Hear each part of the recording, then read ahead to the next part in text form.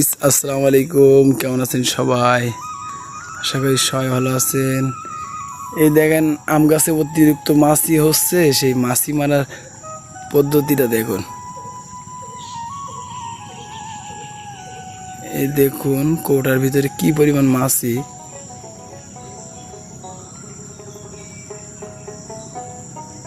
এই মাছি এই যে ঔষধ দেওয়া আছে, এর ভিতরে বসা মানেই মরবে, বসা মানেই মরবে।